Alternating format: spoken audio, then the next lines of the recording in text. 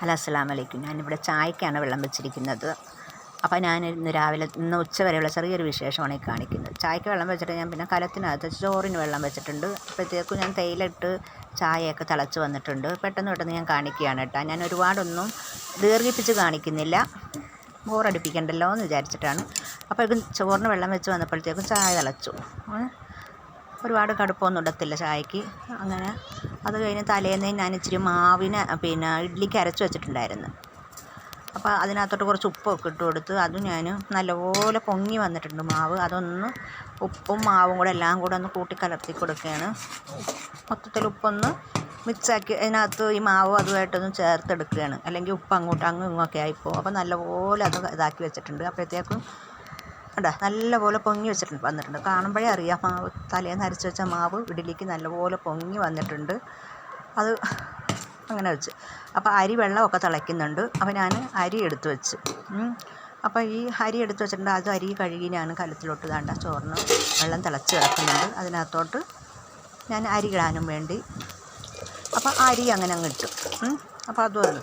പിന്നെ ഇഡ്ഡലിക്കുട്ടകം വെച്ച് ഞാൻ ഇഡ്ഡലിയുടെ തട്ടമൊക്കെ വെച്ച് എണ്ണയൊക്കെ ഒഴിച്ച് എണ്ണ തൂത്തൊക്കെ തട്ടകം വെച്ചിട്ടുണ്ട്. അതിനകത്തോട്ട് ഞാൻ ഇഡ്ഡലിക്ക് മാവ് ഒഴിച്ച് കൊടുക്കുകയാണ്. അപ്പോൾ ചെറിയ ചെറിയ ജോലികൾ മാത്രം, ഒരുപാടൊന്നും ഞാൻ ദീർഘിപ്പിക്കുന്നില്ല. എല്ലാം എടുക്കുന്നതും പിടിക്കുന്നതൊന്നും ഞാൻ കാണിച്ചില്ല. അപ്പോൾ അതങ്ങനെ ചെയ്തു. അപ്പോൾ രണ്ടാമത്തെ തട്ട് ഞാൻ ഒഴിച്ച് കൊടുക്കുകയാണ്. കണ്ടോ,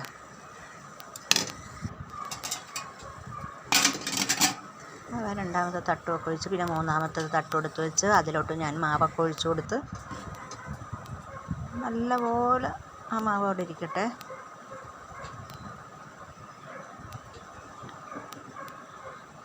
ബാക്കി ബാലൻസ് മാവാണ് കേട്ടോ. ഞാനൊന്നും കൂടെ ഒക്കെ ഒന്ന് ഇളക്കി പെരട്ടിയുടെ വെക്കുകയാണ്. പിന്നെ മൂന്നാമത്തെ തട്ടും ഞാൻ ഒഴിച്ച് കൊടുത്തു.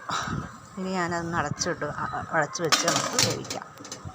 അപ്പോഴത്തേക്ക് ചോറ് തിളയ്ക്കുന്നുണ്ട്, നല്ല രീതിയിൽ അരി തിളയ്ക്കുന്നുണ്ട്. നല്ലപോലെ ഞാൻ തീ കത്തിച്ച് കൊടുക്കുന്നുണ്ട്. ചുള്ളിയും കമ്പും കോലും ഒക്കെ ഉള്ളതുകൊണ്ട് പെട്ടെന്നാണ് ഞങ്ങൾക്കൊക്കെ. ഇവിടെയൊക്കെ ഒരുപാട് പൊത്താനും ഇതൊക്കെ ചുള്ളിയും കമ്പൊക്കെ കിട്ടും. അതെല്ലാം വെച്ച് ഞാൻ അരിയൊക്കെ തിളപ്പിച്ചെടുക്കുന്നുണ്ട്, അരി വേവിച്ചെടുക്കുന്നുണ്ട്. നല്ലപോലെ തീ കത്തുന്ന കാണാൻ തന്നെ എന്തൊരു രസമാണല്ലേ. എല്ലാവരും ഒന്ന് സ്കിപ്പ് ചെയ്യാമെന്ന് കാണണേ. എൻ്റെ ഫുൾ വീഡിയോ കണ്ട് എന്നെ ഒന്ന് സപ്പോർട്ട് ചെയ്യണേ.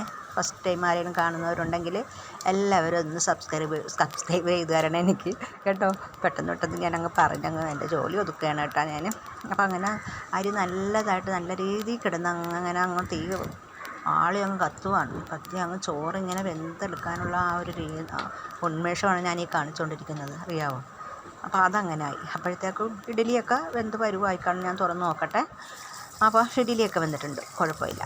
നല്ല രീതിയിൽ ഇഡ്ഡലിയും വെന്തിട്ടുണ്ട്. അതിനകത്തൊരു ചമ്മന്തി അരച്ച്, ഞാൻ പറഞ്ഞില്ലേ ഞാൻ ഒരുപാടൊന്നും എടുത്ത് കാണിച്ചൊന്നുമില്ല. അതൊക്കെ ചമ്മന്തി കടുക് പൊട്ടിച്ചെടുത്ത്. പിന്നെ എനിക്കാണെങ്കിൽ ഇച്ചിരി മീൻ കിട്ടിയിട്ടുണ്ട്. മത്തിയാണ് കിട്ടിയത്, നല്ല പച്ചരി പോലത്തെ മത്തി. പിടയ്ക്കുന്ന മത്തി. ആ മത്തി മേടിച്ച് വെച്ചിട്ടുണ്ട്. അപ്പോഴത്തേക്ക് ചോറൊക്കെ വെന്തു. ഞാൻ അത് അടച്ചിട്ട് ചോറ്. പിന്നെ നമ്മൾ ഇഡ്ഡലി ഞാൻ പ്ലേറ്റിലൊക്കെ എടുത്ത് വെച്ച് ഇച്ചിരി കഴിച്ചുകൊണ്ടൊക്കെ ഇരുന്നു. അത് ഞാൻ കഴിക്കുന്നത് കാണിക്കുന്നുണ്ട്. ഇച്ചിരി ചമ്മന്തിയൊക്കെ ഒഴിച്ച് വെച്ച് ഇതിൻ്റെ ഇടയിൽ കൂടെ അതും ഞാൻ കഴിക്കുകയാണ് കേട്ടോ. നല്ല സൂപ്പർ ചമ്മന്തിയാണ്. ചമ്മന്തിയും ഇഡ്ഡലിയും കണ്ടോ. അതൊഴിക്കുമ്പോൾ തന്നെ എന്തോ ഒരു ടേസ്റ്റിയാണ് കാണാൻ. നമുക്ക് ചമ്മന്തി ഇഡ്ഡലിയിലോട്ടിട്ട് നല്ല സോഫ്റ്റായിട്ടുള്ള ഇഡ്ഡലിയാണ്. കാരണം എന്ന് വെച്ചാൽ ഞാൻ ഇഡ്ഡലിക്ക് പ്രത്യേകിച്ചൊരു എന്തോന്നുണ്ട്, ഇച്ചിരിയും ചോറ് അരച്ചിട്ട് ഞാൻ ഉഴുന്നും അരിയും എല്ലാം കൂടെ നമ്മൾ നല്ലപോലെ നഴുടി എടുത്ത് വേണം അരയ്ക്കേണ്ടത്. അപ്പോൾ അങ്ങനെ ഒരിച്ചിരി സോഡാപ്പൊടിയൊക്കെ ഇട്ട് അരയ്ക്കുമ്പോൾ കണ്ടില്ലേ നല്ല ടേസ്റ്റാണ് കേട്ടോ. നല്ല നൈസായിട്ടുള്ള ഇഡ്ഡലിയാണ്. അപ്പോൾ ഞാൻ ഇഡ്ഡലി കഴിക്കുന്നതും കൂടെ അതിനിടെ കൂടെ കഴിക്കുന്നതും കൂടെ കാണിക്കുകയാണ് കേട്ടോ. കഴിക്കുന്നത് കാണിച്ചില്ലേ പിന്നെന്തുവാ അല്ലേ. അപ്പോൾ അതും ഞാൻ കാണിച്ചു. അപ്പോൾ ഇഡ്ഡലി ഞാനിതൊന്ന് കഴിച്ച് കഴിഞ്ഞിട്ട് ബാക്കി ജോലി നോക്കാം. അതിൻ്റെ ഇടയ്ക്ക് ഒരു വിശപ്പൊക്കെ തോന്നുമ്പോൾ നമുക്ക് കണ്ടില്ലേ ഇഡ്ഡലി പിച്ചുമ്പോൾ തന്നെ കാണാം നിങ്ങൾക്ക് ഇതിൻ്റെ സോഫ്റ്റായിട്ടുള്ള ഇഡ്ഡലിയാണെന്നുള്ളത്. അതിന് ചമ്മന്തിയും കൂടെ ഒഴിച്ചിട്ട് ഞാൻ നിങ്ങൾക്ക് കാണിച്ചു തരാം. പിച്ചെടുക്കുന്ന കണ്ടില്ലേ എന്തോ ഒരു ടേസ്റ്റാണെന്നറിയാം ഇഡ്ഡലി.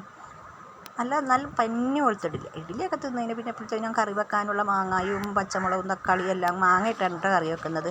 മാങ്ങയുടെ അണ്ടി മാങ്ങ അണ്ടി കറിക്കകത്ത് ഇടുന്നത് എനിക്ക് ഭയങ്കര ഇഷ്ടമാണ്. കാരണം ഞാൻ അങ്ങനെ മാങ്ങാണ്ടി കിട്ടണമെങ്കിൽ ഞാൻ കറിക്കകത്തിട്ടെ അത് ചെയ്യത്തുള്ളൂ. മാങ്ങാണ്ടി കളയത്തില്ല. അതിനകത്ത് ഇച്ചിരി മാംസമൊക്കെ വെച്ച് കറിയൊക്കെ വെച്ച് ഞാൻ അരപ്പെല്ലാം ഇതിനകത്ത് ചേർത്ത് നല്ല മാങ്ങ ഇട്ട് നമുക്ക് മത്തി കറി വെക്കുന്നത് നല്ല ടേസ്റ്റാണ് കേട്ടോ. ഞാൻ പറഞ്ഞിട്ടുണ്ടല്ലോ, മാങ്ങ ഇട്ട് ഏത് കറി നമ്മൾ വെച്ചാലും നല്ല ടേസ്റ്റാണ്.